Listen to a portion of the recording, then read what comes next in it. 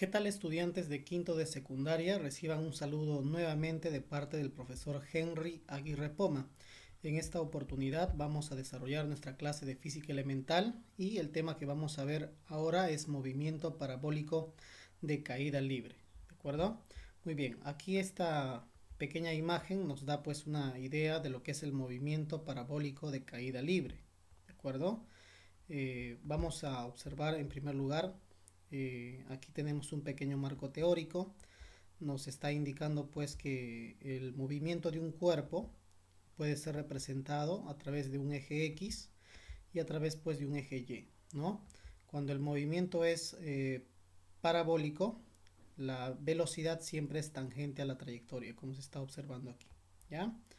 Eh, Aquí nos dice lo siguiente, vamos a analizar. Dice, la figura es una simulación por computador de la trayectoria de una pelota, ¿no? Se está simulando la trayectoria de una pelota que parte pues con una velocidad inicial de 50 metros por segundo y con una inclinación de 53 grados. Es decir, el ángulo que forma la horizontal con respecto a la velocidad es 53 grados. Eh, en este tipo de movimiento también no se considera la resistencia del aire y se da pues también referencia a que el movimiento va a seguir pues esta trayectoria, ¿no? Que viene a ser una trayectoria parabólica. Esto se llama trayectoria parabólica, ¿ya? Además de eso, podemos notar aquí una pequeña observación. Dice, esta aproximación es razonable siempre que el intervalo de movimiento sea pequeño, comparado pues con el radio de la Tierra, que es 6,4 por 10 a la sexta. En efecto, esta aproximación es equivalente a suponer que la Tierra es plana a lo largo del intervalo del movimiento considerado, ¿ya? Con esta suposición que se está haciendo aquí, encontramos que la curva que describe un proyectil o una partícula, que llamamos pues su trayectoria, siempre es una parábola, ¿correcto? Entonces, eh, estamos observando aquí entonces el movimiento de esta partícula que sigue pues una trayectoria de tipo parabólica, ¿correcto? Tener en cuenta, para un proyectil de largo alcance, tal como el mostrado en la figura, donde todos los vectores señalan hacia el centro de la Tierra y varían con la altura, la trayectoria es un arco de elipse, como se estudiará más adelante. Si tenemos en cuenta la resistencia del aire, la trayectoria deja de ser parabólica. Es decir, si tomamos en cuenta ya la resistencia del aire, la trayectoria dejaría de ser parabólica y el alcance pues disminuye. El alcance viene a ser esta distancia horizontal que abarca la partícula cuando realiza este tipo de movimiento, ¿ya? Para analizar el movimiento parabólico de caída libre, se proyecta tal movimiento en la dirección vertical y en la dirección horizontal. Es decir, esta velocidad que es tangente a la trayectoria va a tener pues una componente horizontal y una componente vertical que se encuentra realizando la descomposición de dicho vector, ¿no? Teniendo como referencia el ángulo de inclinación, de la partícula.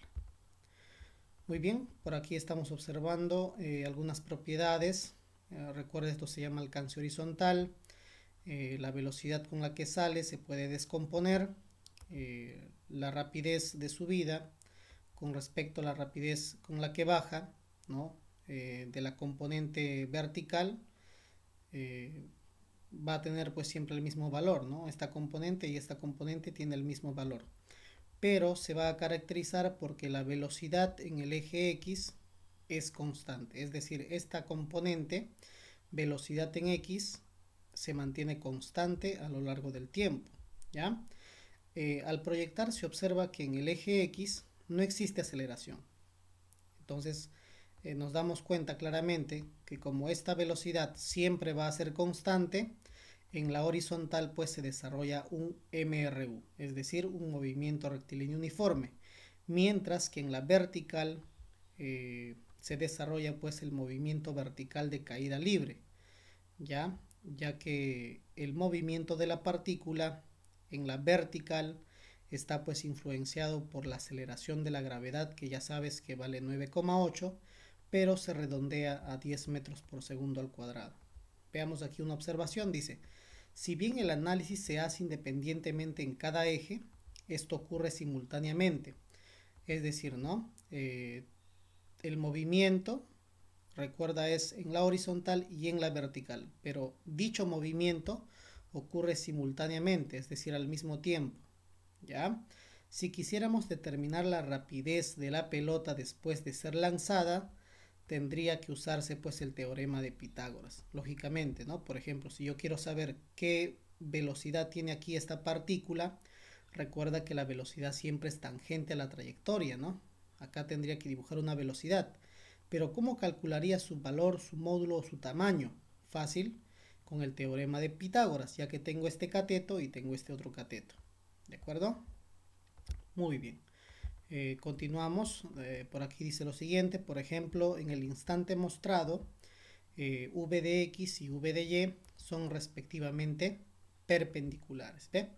Ahí está. Tenemos una velocidad que es tangente a la trayectoria. Tenemos dos componentes. Y el módulo de la velocidad pues se puede calcular haciendo el teorema de Pitágoras. Para el movimiento en la horizontal se va a cumplir pues el MRU, porque la velocidad es constante en la horizontal. El alcance horizontal es igual a la velocidad en la componente X multiplicado pues por el tiempo. ¿De acuerdo? El alcance horizontal entonces se calcula como la velocidad en X multiplicado por el tiempo. Para el movimiento en la vertical pues se van a cumplir las ecuaciones del MVCL, que es movimiento vertical de caída libre. Esto ya hemos observado anteriormente.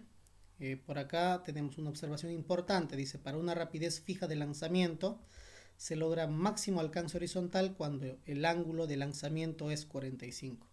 Si el ángulo con el que se lanza es 45 grados, el alcance es un alcance horizontal máximo, ¿correcto? El alcance es máximo. Veamos qué sucede cuando tenemos el siguiente caso. Dice, al disparar un proyectil dos veces con la misma rapidez pero con ángulos de elevación complementarios, es decir que los ángulos suman 90, eso significa que sean complementarios, se logra igual alcance horizontal. ¿Ya? O sea, si se lanza por ejemplo un proyectil con 30 grados y otro proyectil con 60 grados, el alcance horizontal que van a generar ambos va a ser el mismo, siempre en cuando dichos ángulos pues sumen 90 grados, ¿correcto? Podemos determinar también si conocemos la relación entre H, A y B, ¿no? Ahí está. O sea, si se tienen estos parámetros, también pues se puede calcular las variables que participan en el movimiento. Vamos a ver ahora trabajando en clase. Pregunta 1 dice, a partir del siguiente gráfico, determina la máxima altura alcanzada, el tiempo que demora para lograr esa altura y desprecie la resistencia del aire. Estamos observando aquí que la pelotita ha sido lanzada con 10 metros por segundo al cuadrado, perdón, 10 metros por segundo de velocidad y un ángulo de inclinación de 53 grados, ¿no? Como sabes, esta velocidad es tangente a la trayectoria. Lo que se ha realizado por aquí es la descomposición. Como esto vale 100 y es un ángulo de 53 grados, ya sabes que el ángulo de 53 y de 37 pues genera un triángulo notable, ¿no? Y en ese triángulo notable los catetos están en relación de 3K, 4K y 5K. Por esa razón esto vale 60 y esto vale 80. ¿De acuerdo? Muy bien. Finalmente la altura máxima se va a calcular pues como la velocidad inicial en la componente y multiplicado, elevado al cuadrado sobre 2 veces el valor de la gravedad. Operando esto, se tiene que la altura máxima es 320 metros y el tiempo de subida pues se calcula dividiendo la velocidad entre la gravedad, 8 segundos, ¿no? Porque si sabes que está saliendo con 80, tiene que pasar 8 segundos para que el proyectil llegue pues a su altura máxima, en la cual su velocidad va a ser 0, ¿correcto? Muy bien. Actividad. Intenten desarrollar los ejercicios 2, 3 y 4 del Trabajando en Clase, que se encuentra pues en la ficha adjunta que está en la plataforma. Las dudas que haya serán despejadas pues en la clase por por Zoom, ¿correcto? Muy bien, repito, van a intentar desarrollar los ejercicios 2, 3 y 4 del Trabajando en Clase, que se encuentra en la ficha adjunta en la plataforma. Las dudas que tengan serán despejadas en la clase por Zoom. Muy bien, gracias por su atención. Será pues hasta nuestra siguiente clase. Permiso, que estén bien.